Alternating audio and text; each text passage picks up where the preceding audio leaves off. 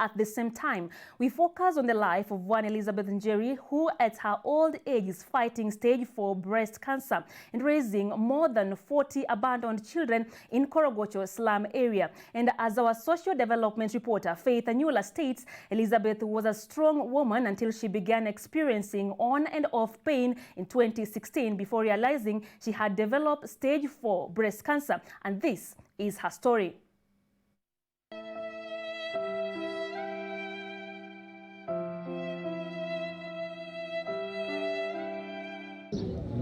We are deep in the shanty town of Korogocho, the biggest slum northeast of the capital, Nairobi. The clutter of houses signifies the indignity of poverty in coexistence in this community.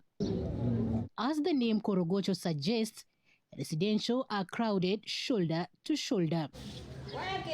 In the middle of the poor infrastructure, limited resources, and overcrowding, we meet a beacon of hope from within this dwelling and ramshackle establishment, a 65-year-old Elizabeth Njeri, who has dedicated her senior life to taking care of orphans, vulnerable, and neglected children.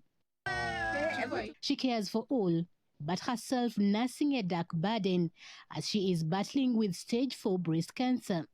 Tangu usichana wangu nilijikuta nalea watoto.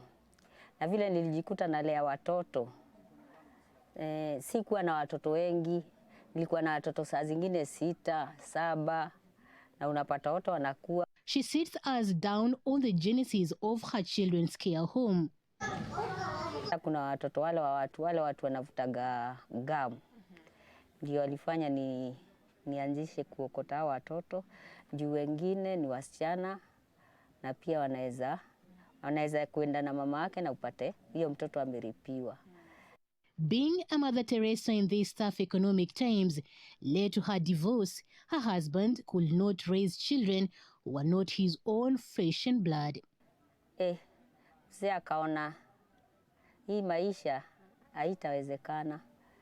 Sasa lazima nirudi kwetu nijitegemee. Now a divorcee and a cancer fighter, nothing can be more challenging than this. Kama sasa niko mgonjwa, ndio changamoto inaingia. Juu mimi mwenyewe nilikuwa nikijiweza, na mimi hao watoto unapata kama ni mtu unalipa mtu anakuja na afulia nguo. Symptoms of breast cancer include weakness, a consistent dry cough, chest pain, loss of appetite, constant nausea, and severe headaches. She is calling upon the government to set aside free medical services to cancer victims living in slums area, emphasizing that many deaths are due to lack of medical services, especially among the victims who are unable to access proper medical care due to chronic poverty within.